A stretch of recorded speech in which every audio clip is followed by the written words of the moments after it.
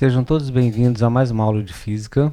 Aqui é o professor Clifford e agora vamos dar continuidade ao estudo da conservação da energia. Nós já vimos, já abordamos anteriormente os estudos sobre trabalho e energia cinética e potência e rendimento. Agora vamos dar uma ênfase nos princípios da conservação da energia mecânica.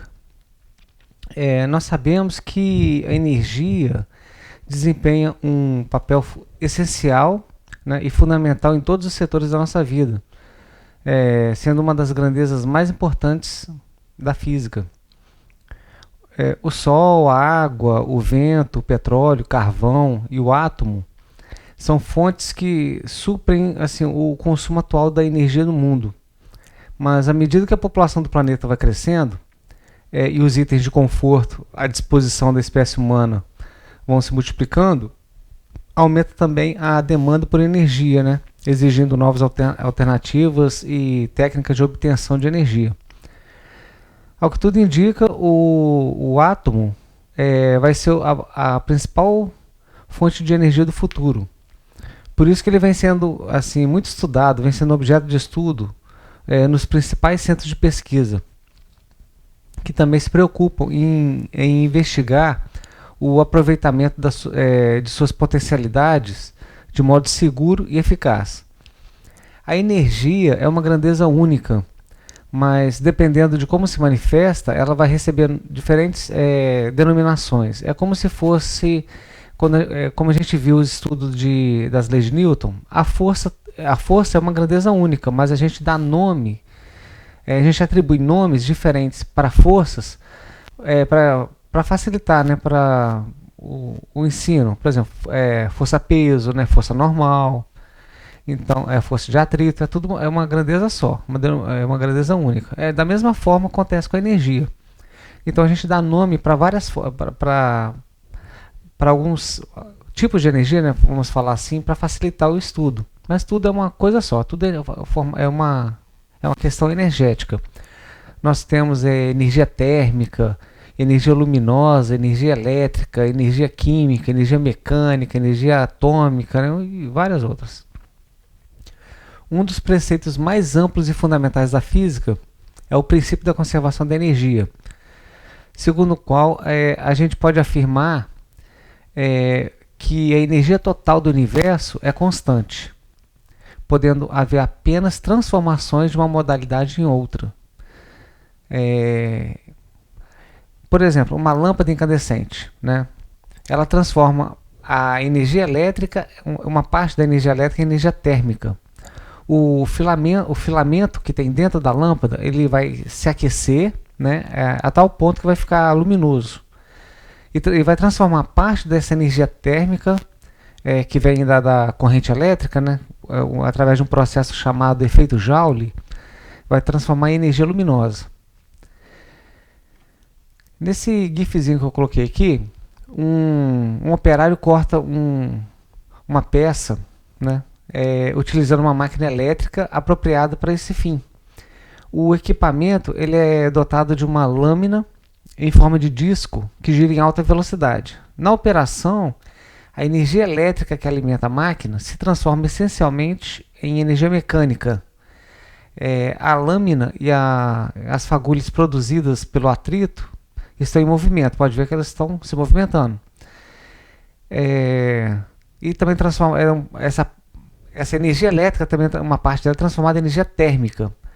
As partes que se atritam ali, elas se aquecem. E também uma parte dessa energia elétrica está se transformando em energia acústica, porque tem o barulho sendo produzido também. Então, partindo desse pressuposto que a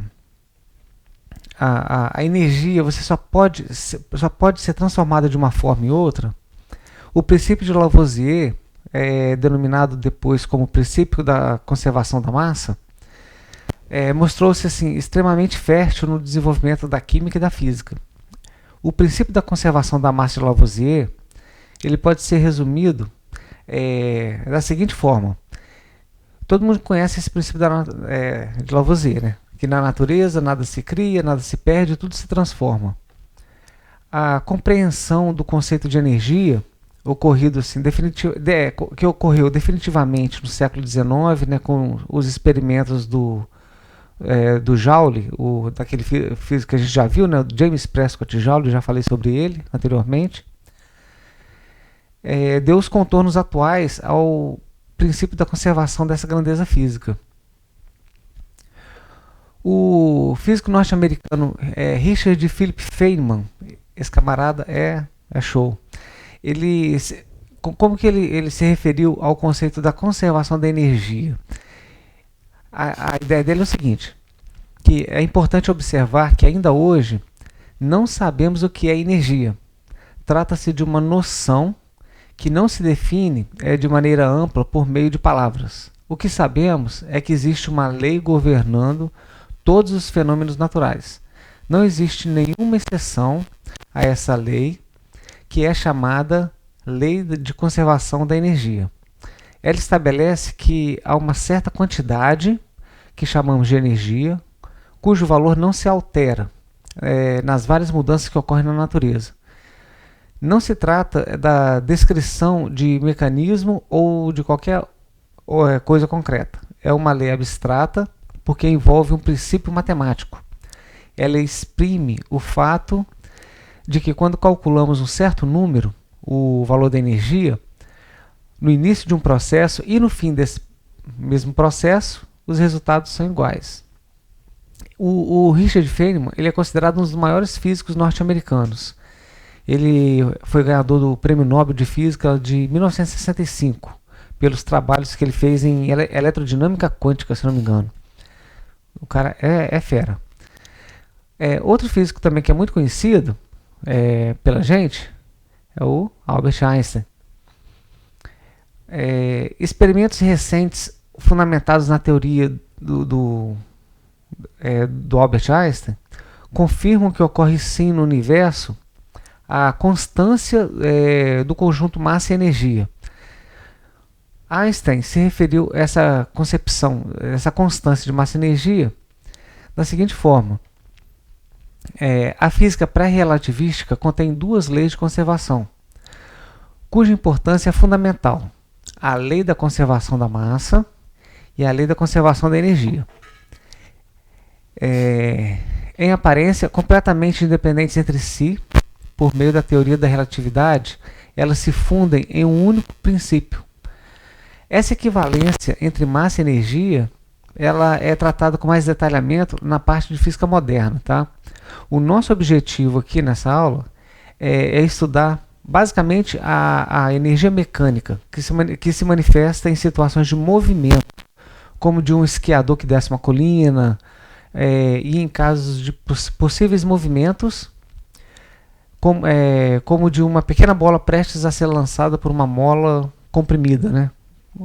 Relacionado com movimento de objetos, ok? Então, o que seria a energia mecânica? A energia mecânica, assim, de uma forma resumida, seria a capacidade que um corpo tem de produzir ou realizar trabalho. E esse aí, trabalho a gente já viu nas aulas anteriores. Também podemos interpretá-la como a energia que pode ser transferida por meio de uma força. A energia mecânica total de um sistema é a soma da energia cinética, relacionada ao movimento de um corpo, com a energia potencial, relacionada ao armazenamento, podendo ser gravitacional ou elástica. Se você quiser revisar o conceito da energia cinética, é só dar uma olhadinha na aula sobre trabalho e energia. Lá eu faço uma demonstração algébrica da equação. A gente não pode esquecer que essas definições que eu estou mostrando para vocês falam o seguinte, que a quantidade de energia, você já deve ter ouvido falar sobre o Big Bang, né? Sobre a grande explosão, o que aconteceu e tal. O que acontece? Naquela época, toda a forma de energia era concentrada em apenas uma certa região. À medida que o universo foi se expandindo, essa quantidade de energia começou a se transformar em outras formas de energia e começou a ser transformada em matéria também.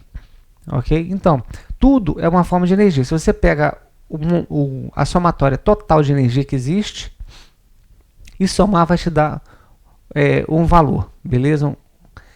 Seria mais ou menos isso. Seria como se a gente fizesse uma comparação, por exemplo, com a quantidade, deixa eu ver aqui, o ciclo da água, por exemplo. A água, no planeta Terra, você tem uma quantidade limitada de água, certo? No planeta todo.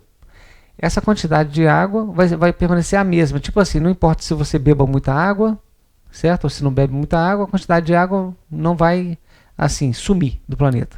Então, a energia funciona mais ou menos assim. Você não consegue destruir uma forma de energia e nem produzir uma forma de energia do nada, entendeu? A única coisa que você consegue fazer é transformar uma forma de energia em outra forma de energia. Então, nesse caso, a gente está estudando apenas as transformações de energia mecânica que acontecem com corpos que estão em movimento, beleza?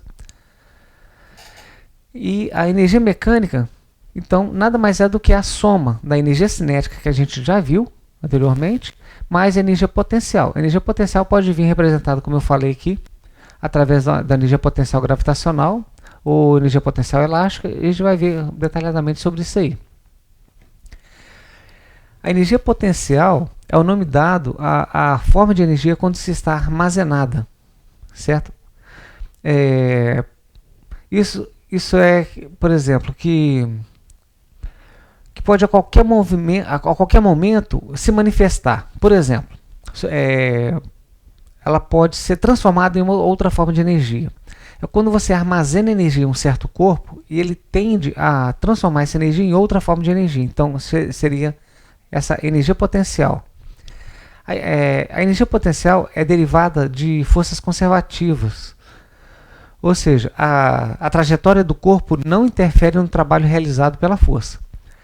O que importa são as posições inicial e final, significando que o percurso não interfere no valor final da variação da energia potencial. Então, como eu falei, na mecânica tem duas formas de energia potencial: energia potencial gravitacional e energia potencial elástica. Nessa figurinha aí, o garoto está tentando fazer com que uma pedra role encosta abaixo. A pedra tem a potencialidade de se movimentar, apresentando, por isso, energia mecânica em relação à base da encosta, lá embaixo, beleza? O que seria energia potencial gravitacional? Então vamos começar a atacar agora as formas de energia potencial que nós temos. Uma delas é a energia potencial gravitacional. O que seria essa energia potencial gravitacional? Então, a energia potencial gravitacional é aquela que se associa ao campo gravitacional, ou seja, é a energia que tem o corpo por conta da atração gravitacional da Terra. Essa força de atração da Terra faz com que tudo que está em sua superfície vai permanecer ali em cima da superfície. Da mesma forma,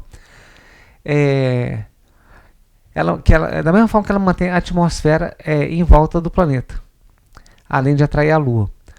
O estudo sobre o assunto, sobre a gravitação universal, né, já vem lá desde os tempos de Galileu Galilei. Só que foi o Isaac Newton quem propôs algumas teorias. A mais famosa delas, né, foi a lei da gravitação universal. Foi Galileu Galilei que ele iniciou no estudo do movimento da queda livre dos objetos. Em seus experimentos, ele concluiu que os corpos caíam em aceleração constante, né? Aí mais tarde, o Newton, né, o físico Isaac Newton, ele publicou suas teorias sobre o assunto. Aí ele mostrou que tanto a Terra quanto qualquer outro corpo que possui uma massa, possui campo gravitacional.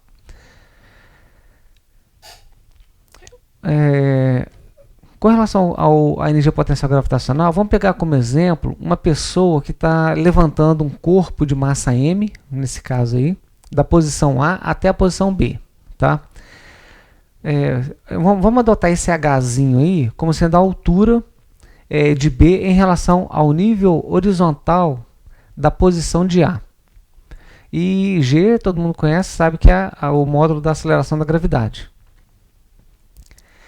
Muito bem.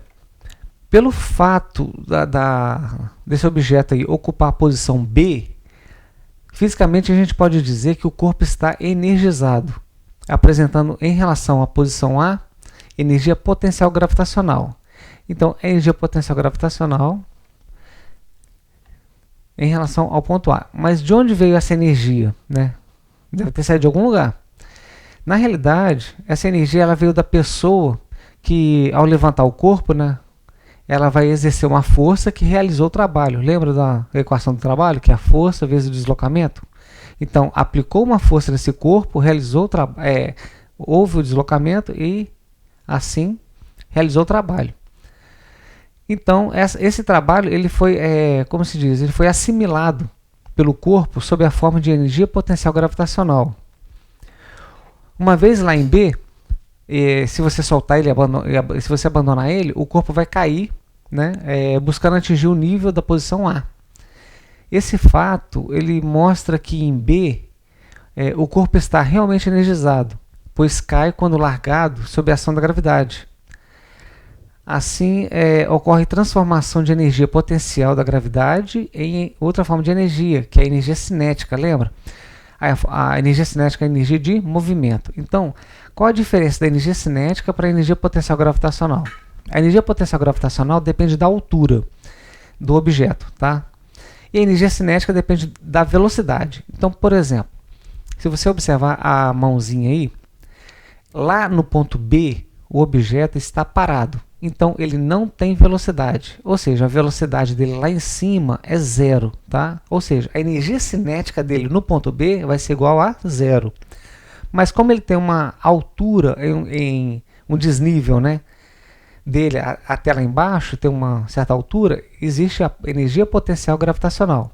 À medida do momento, a partir do momento que você solta esse objeto, ele começa a cair. Então, na mãozinha do meio, ele pensa assim, a pedra está caindo, então no meio do caminho, a pedra ainda tem uma altura, certo? Pode ser h sobre 2, por exemplo, e tem uma velocidade. Então, no meio do caminho, você vai ter energia potencial gravitacional e energia cinética. Agora, quando chega lá embaixo, quando ele está chegando embaixo, lá encostando, a altura dele vai ser zero, certo? Então, a energia potencial gravitacional dele lá embaixo vai ser zero e a energia cinética total, vai ser máxima. Então, você está convertendo uma energia potencial gravitacional em energia cinética.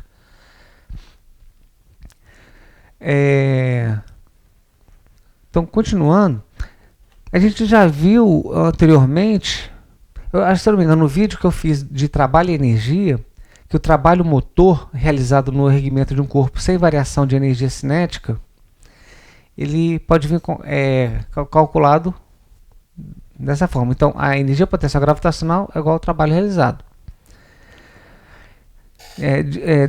Devemos destacar que a energia potencial gravitacional deve ser definida em relação a um determinado plano horizontal de referência, tá? Então, a energia potencial gravitacional é o seguinte. A energia potencial gravitacional lá em cima, nós temos a força. Qual é a fórmula do trabalho realizado? O trabalho não é força vezes deslocamento? Então, energia potencial gravitacional, a força que está atuando no objeto é a força peso, certo? E o deslocamento que ocorreu foi a altura h. Então, eu posso falar que a energia potencial gravitacional é igual ao peso vezes a altura. O peso, pela lei de Newton, nós já vimos que o peso é massa vezes gravidade. Então, substituindo na equação, nós vemos que a energia potencial gravitacional pode vir representado como sendo massa vezes gravidade vezes altura. Então, existe uma coisa que a gente pode adotar também, chamado de plano horizontal de referência, ou PHR. Esse plano seria o nível que você vai adotar para fazer a análise dessas energias.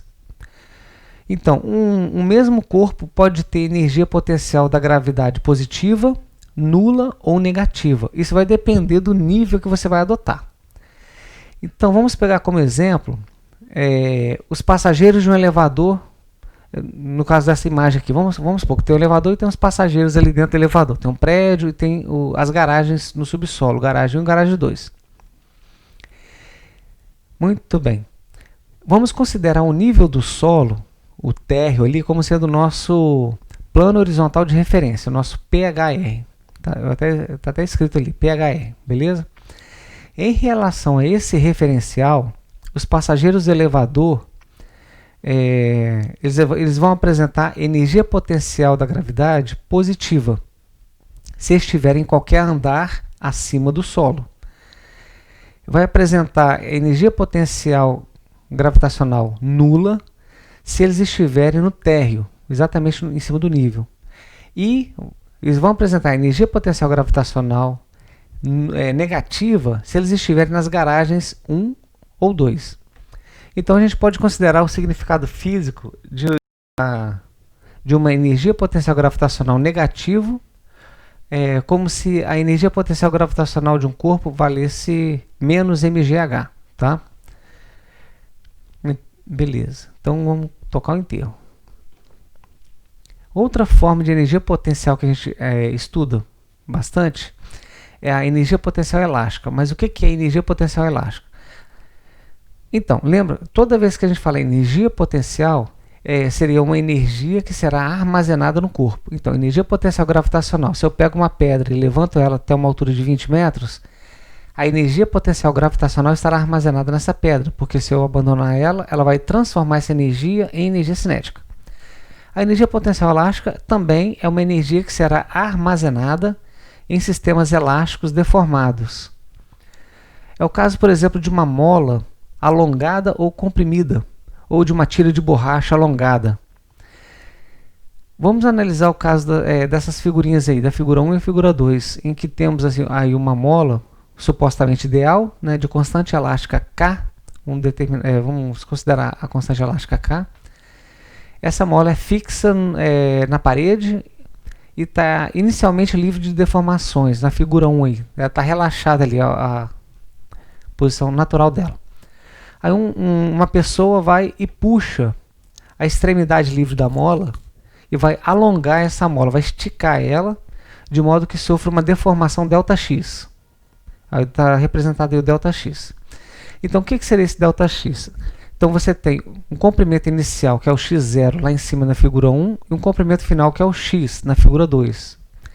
Então o ΔX nada mais é do que o x menos o x0. Tá?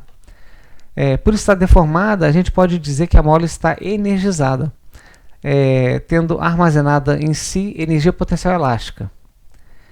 De onde vem essa energia? Essa energia potencial elástica? Novamente, da mesma forma. Essa energia vai vir de quem? Do camarada que está puxando ela.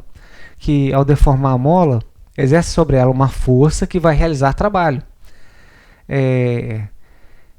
Assimilado sob a forma de energia potencial elástica. A evidência de que a mola deformada está energizada consiste no fato de que ela pode ser usada para impulsionar objetos, transformando essa energia potencial em energia de movimento, ou energia cinética. Vamos calcular a energia potencial elástica que a mola armazena quando deformada.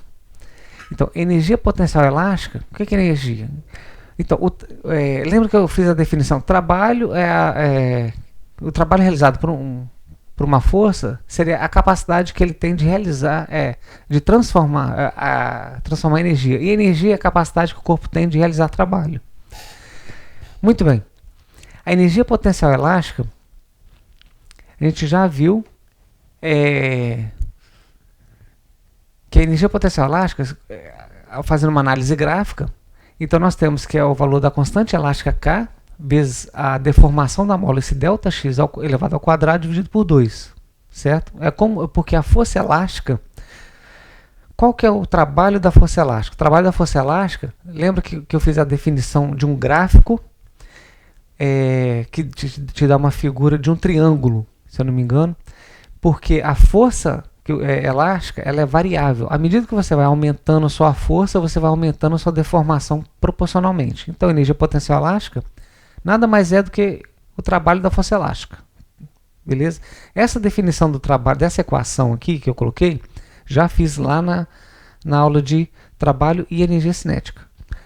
Se precisar, dá uma olhada naquela aulinha que eu já tinha feito, né? Então, agora como que a gente calcula a energia mecânica de um sistema? A energia mecânica nada mais é do que você somar a energia cinética e a energia potencial, que pode ser da gravidade ou a energia potencial elástica. Então vamos pegar como exemplo um jogador que vai chutar uma bola de massa m e que está descrevendo essa trajetória indicada aí. No instante da figura que a gente está vendo aí, a velocidade da bola é v, certo? E a sua altura em relação ao solo, ou seja, o solo seria o plano horizontal de referência, né, o PHR aí. Essa altura aí está sendo h. A gente sabe que a gravidade vale g, tá certo?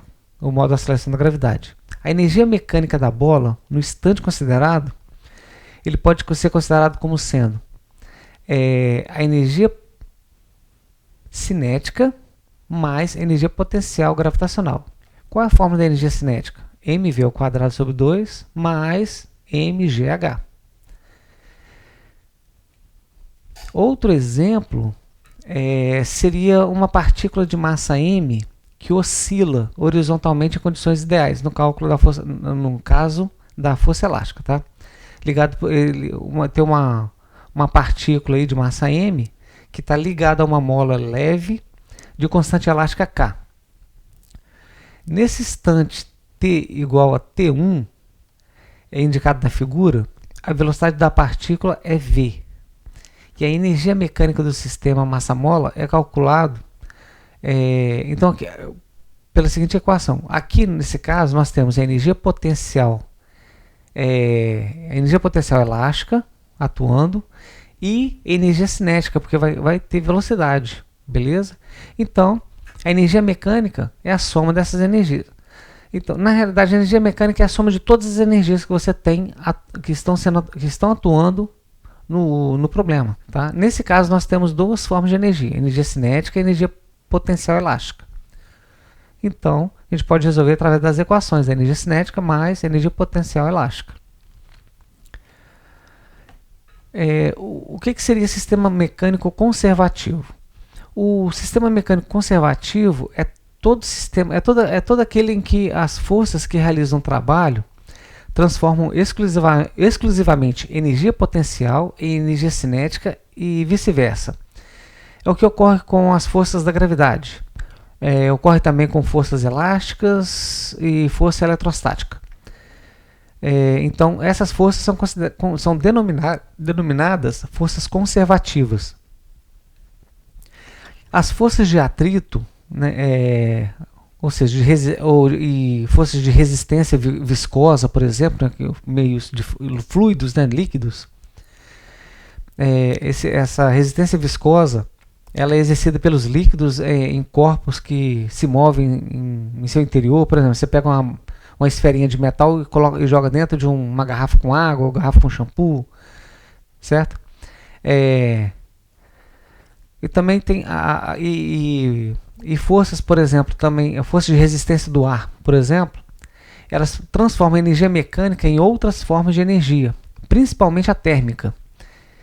Nesse caso, essas forças são consideradas forças dissipativas. Podemos dizer então que um sistema mecânico só é conservativo quando o trabalho é realizado exclusivamente por forças conservativas. Vamos ver uns exemplos, né? Nesse exemplo aqui, uma partícula cai em movimento vertical sob ação exclusiva do campo gravitacional terrestre. Nesse caso, a única força que realiza trabalho sobre a partícula é a da gravidade, que é uma força conservativa. Então, nós temos um sistema mecânico conservativo. Beleza? Nesse exemplo, uma partícula é lançada obliquamente, ficando sob ação exclusiva do campo gravitacional terrestre. Também nesse caso, a única força que realiza trabalho é a da gravidade. Quando eu falo essa força da gravidade, eu estou me referindo à força peso, tá? Que é uma força conservativa. Nesse exemplo aqui, um garoto está descendo por um tobogã, praticamente sem atrito. Então, se não tem atrito, ele movimenta-se sem sofrer a influência do ar. Como o atrito e a influência do ar foram desprezadas e a força normal não realiza trabalho, O único trabalho a considerar é o da força-peso, que é uma força conservativa. Tá? Uma partícula presa a uma mola leve e elástica oscila sem sofrer a ação de atritos ou de resistência do ar. No caso A, somente a força elástica, que é conservativa, vai realizar trabalho. No caso do B, dessa figura B, nós temos duas forças conservativas que realizam trabalho. Nós temos a força elástica e a força-peso. Agora, como que a gente pode resolver alguns exemplos relacionados a esses sistemas, né, abordados aqui, até aqui? Vamos pegar esse exemplo aqui. Ó. Uma partícula A tem massa m e desloca-se verticalmente para cima com velocidade de módulo v. Uma outra partícula B tem massa 2m e desloca-se horizontalmente para a esquerda com velocidade de módulo v sobre 2. Qual a relação entre as energias cinéticas das partículas A e B? Então, está querendo fazer uma relação sobre energia cinética. A energia é uma grandeza física escalar. Por isso, não importam as orientações do movimento das partículas A e B. A energia cinética de uma partícula é calculada pela equação mv² sobre 2. Então, para a partícula A, a gente temos mzão, né? A partícula não é só um mzão maiúsculo lá. Então, mzão vezes v² sobre 2. E para a partícula B, nós temos o seguinte. A energia cinética de B vai ser a massa vezes velocidade ao quadrado sobre 2. Então, a massa da partícula B, eu esqueci de colocar um 2 aqui. A massa é 2mzão. Aqui teria que ficar 2mzão vezes a velocidade da partícula B, que não é v sobre 2, que vai dar no problema. Então, velocidade ao quadrado sobre 2. Então, vai ficar 2mzão v² sobre 8. Como ele quer fazer a relação de uma energia cinética com outra, qual a relação entre as energias cinéticas das partículas A e B? É só dividir as duas frações. Então, energia cinética de A em relação à energia cinética de B, fazendo um cálculo, um cálculozinho simples, né, de divisão de fração. Então, a gente chega aqui, a relação da energia cinética de A em relação à energia cinética de B é igual a 2. É uma grandeza adimensional. Se você passar a energia cinética de B para a direita, para o outro lado multiplicando, isso representa que a energia cinética de A é o dobro da energia cinética de B. Beleza? Um outro exemplo é o seguinte. Um atleta de massa igual a 60 kg realiza um salto com vara, transpondo... Não, meu óculos está ruim. Transpondo o sarrafo colocado a 6 metros de altura. Calcule o valor aproximado do acréscimo de energia potencial de gravidade do atleta nesse salto. No caso, o atleta é um corpo extenso, tá? Ele tem um certo tamanho, ele tem uma altura. As dimensões dele não vão ser desprezíveis.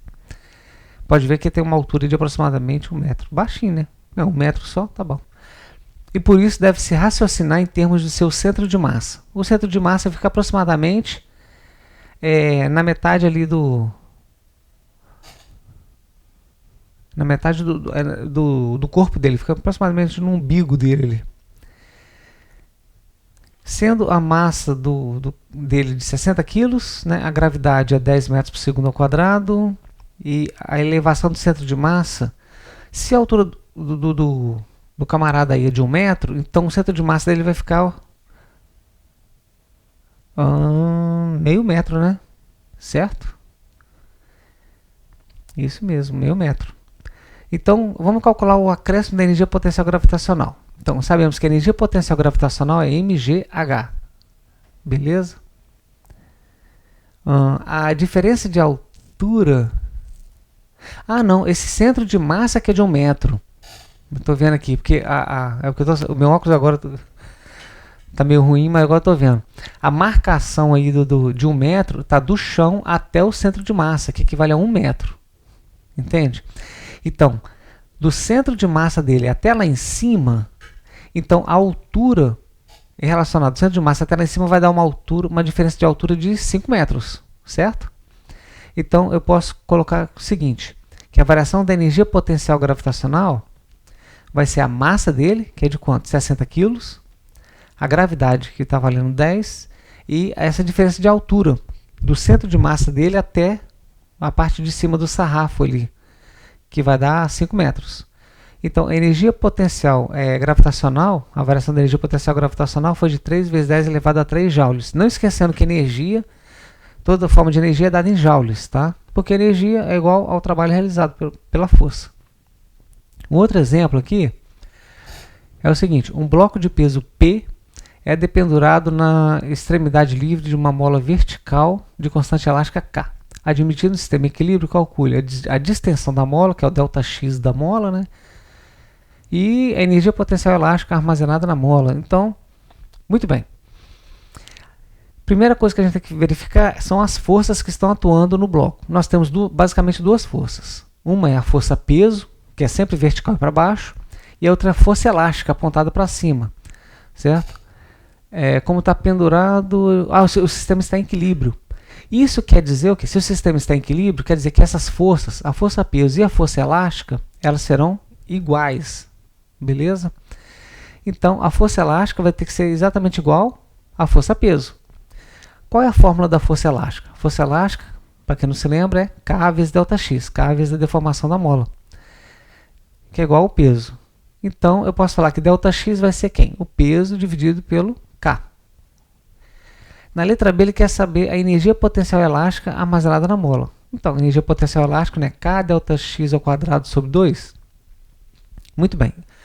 O ΔX vale quanto? Que eu achei na letra A, né? O peso sobre K. Então, fazendo a substituição algébrica aí na equação, eu posso falar que a energia potencial elástica vai ser K sobre 2 vezes P sobre K elevado ao quadrado. Então, fazendo essa continha, a energia potencial elástica vai ser de o peso ao quadrado sobre 2K. Outro exemplo, outro exercício, está aqui, ó, é o seguinte. A energia potencial de uma partícula que se desloca sob a ação exclusiva de um sistema de forças conservativas varia em função de sua posição, dado por um eixo horizontal OX, conforme o gráfico abaixo. Sabendo que na posição x igual a 0, a partícula estava em repouso, então a velocidade dele lá é 0, tá? Determine sua energia mecânica nas posições x igual a 1 metro, x igual a 3 metros, x igual a 7 metros. Isso é energia cinética nessas posições de 1 metro, 3 metros, 5 metros, 7 metros. É bastante coisa. Como a partícula estava em repouso na posição x igual a 0, a sua energia cinética vai ser quanto? É nula, certo? Porque não tem velocidade, está em repouso. Então, nesse local vai ser 0. Por isso que em x0, a energia mecânica da partícula resume-se apenas à energia potencial. Então, vamos lá. Considerando que a partícula... Isso quer dizer que a energia mecânica no ponto 0 vai ser igual à energia potencial gravitacional. A energia potencial foi dada no gráfico. Se você observar o gráfico no ponto x0, a energia potencial lá em cima vale o quê? 500 joules, certo? Então, eu posso falar que a energia mecânica na posição 1, certo? Na posição, para o tempo de 1, na posição igual a 1, né? Na posição x. Se você observar o gráfico, é só observar o gráfico. Na posição igual a 1, subindo a linha até onde que está, lá em cima, está valendo quantos joules? 500 joules.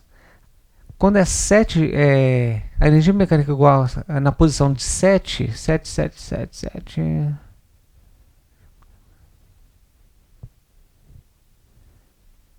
Cadê? Energia mecânica igual que 7.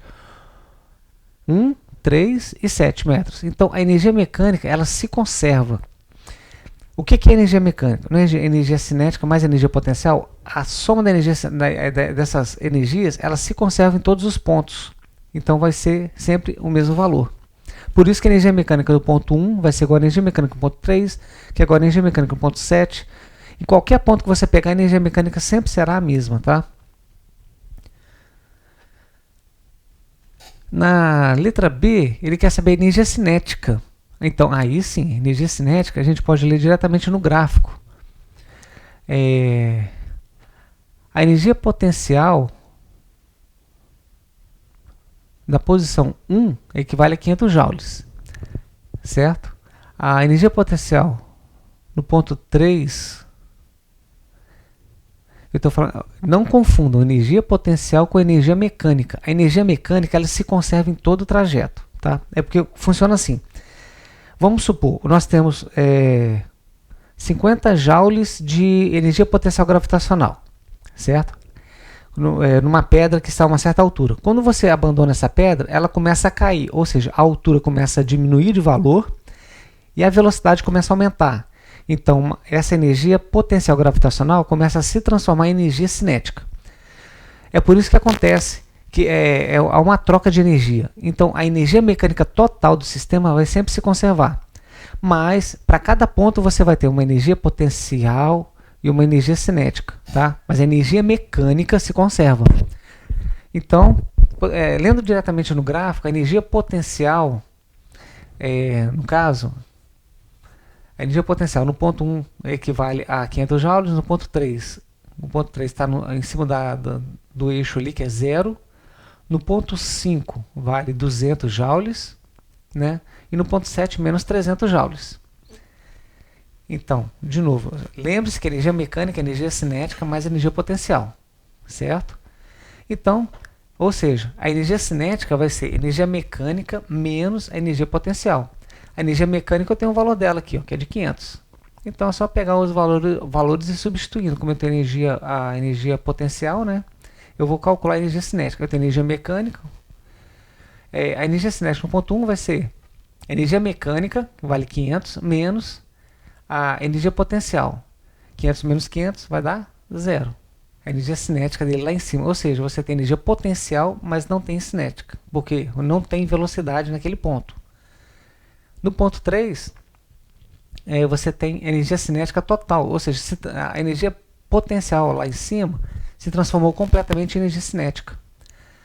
A energia cinética no ponto 5, por exemplo, nós temos a energia potencial de...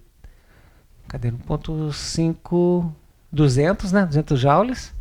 Então, a energia mecânica é 500 menos 200 joules, vai dar um total de 300 joules. Energia cinética no ponto 7 vai te dar um valor de 800 joules. Tem que lembrar de fazer o jogo de sinal. 500 joules menos a energia potencial lá embaixo vale menos 300. Então vai dar 800 joules.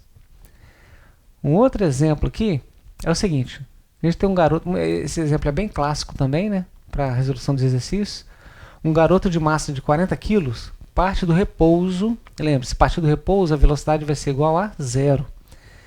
Ele tem uma altura de 10 metros e vai deslizar ao longo do tobogã e atinge a parte mais baixa com velocidade de 5 metros por segundo. Então, ele está transformando a energia potencial gravitacional dele em energia cinética, lá embaixo. Admitindo a gravidade igual a 10 metros por segundo ao quadrado. Esqueci de colocar o quadrado ali. Calcule a energia mecânica degradada pelas forças dissipativas. Esse já não é um sistema conservativo, é um sistema dissipativo, né? Então, na parte mais alta do tobogã, a gente vai ter apenas a presença da energia potencial gravitacional. Uma vez que nesse ponto ele se encontra em repouso. Então, não tem velocidade, então não tem energia cinética. Então, a energia cinética dele lá em cima é 0. Então, a energia mecânica lá em cima vai ser igual à energia potencial gravitacional. A equação da energia potencial gravitacional, massa vezes gravidade vezes altura. Então, substituindo esses valores aí, então nós temos que a energia mecânica do menino lá em cima, 40 vezes 10 vezes 10, dá 4.000 joules. Muito bem. Vamos calcular a energia mecânica final dele, lá embaixo. Quando ele chega no chão, lá no chão, a energia potencial gravitacional dele é quanto? É 0, porque não tem altura. Ele vai ter apenas energia cinética. Então, a energia mecânica dele final lá embaixo vai ser igual à energia cinética. Então, a energia cinética vai ser igual a mv ao quadrado sobre 2. Substituindo os valores que também foram dados, nós chegamos a um valor que a energia mecânica dele lá embaixo vai ser de quanto? 500 joules. A pergunta é a seguinte: qual é a energia mecânica degradada pelas forças dissipativas? Então, se ele tinha 4.000 joules lá em cima e chegou lá embaixo com 500 joules, a energia mecânica vai ser degradada vai ser quem? A energia mecânica inicial que ele tinha menos a energia mecânica final, que vai te dar um valor de 3.500 joules. Muito bem. Outro exemplo, mais um exemplo de força elástica. Na figura seguinte, uma esfera de massa igual a 5 kg é abandonada no ponto R, lá em cima do instante T1, caindo livremente e colidindo com um aparador que está ligado a uma mola de constante elástica igual a 2 vezes 10 a 3 Nm por metro. As massas da mola e do aparador são desprezíveis, como também são todas as dissipações de energia mecânica. Considerando a gravidade, supondo que no instante T2, a segunda figurinha aí, a mola está sob compressão máxima. Calcule a compressão da mola quando a esfera atinge sua máxima velocidade. Então, vamos ver. Durante a queda livre, o movimento da esfera é uniformemente acelerado, porque ele está sendo acelerado pela ação da força peso, que é constante, porque tem a gravidade acelerando ele. Após a colisão com o aparador, entretanto, além do peso P, passa a agir na esfera uma força elástica Fe exercida pela mola, que pela lei de Hooke a intensidade é proporcional à deformação ΔX. Assim, logo após a colisão, como a deformação da mola ainda é pequena, o mesmo ocorre com a intensidade da força, havendo predominância da força-peso, né? Porque o movimento de queda ele continua. Isso faz com que o movimento continue acelerado, não uniformemente. A velocidade da esfera ela vai ter intensidade máxima no momento em que a força elástica equilibrar com o peso. Então, vamos ver como que a gente faz. Na posição que a velocidade é máxima, eu posso considerar que a força elástica vai ser igual à força peso, certo? Onde que ela vai se igualar ali. Então, a força elástica é K vezes ΔX e a força peso, massa vezes gravidade. Utilizando os valores que foram dados no exercício, o K foi dado que é 2 vezes 10 a 3, né? A massa de 5 kg e a gravidade de 10. Eu acho a deformação da mola, 0,25 metros ou 2,5 centímetros, certo? Então, continuando. Na letra B, adotando o nível do aparador na situação da mola sob máxima compressão como referência, e observando que o sistema é conservativo, a gente pode dizer que a energia potencial elástica acumulada na mola no instante T2 é igual à energia potencial da gravidade da esfera no instante T1. Então, a energia potencial elástica que está sendo acumulada vai ser igual à energia potencial da gravidade, certo? No instante T1, lá em cima, porque toda a forma de energia foi convertida nessa forma de energia aí. Então, a energia potencial elástica dele a equação da energia potencial elástica K vezes ΔX ao quadrado sobre 2 é igual a mgh, certo? A energia potencial gravitacional. Então, a deformação da mola nesse caso, eu tenho o valor do K, eu tenho o valor da massa, da gravidade, da altura, da diferença de altura, que foi de 5 metros, certo? Então, eu chego na conclusão que a deformação foi de 0,5 metros, ou 50 centímetros, né? Então, pessoal, é basicamente isso, essa matéria. Procurem resolver os exercícios, né? A lista de exercícios que eu vou deixar lá para vocês. Muito obrigado por terem assistido até aqui. Eu sei que essa aula foi um pouco extensa, mas porque eu tinha que demonstrar algumas equações, né? E algumas definições que eu acho extremamente importantes. Muito obrigado por ter assistido até aqui. Um forte abraço e bons estudos e até a próxima.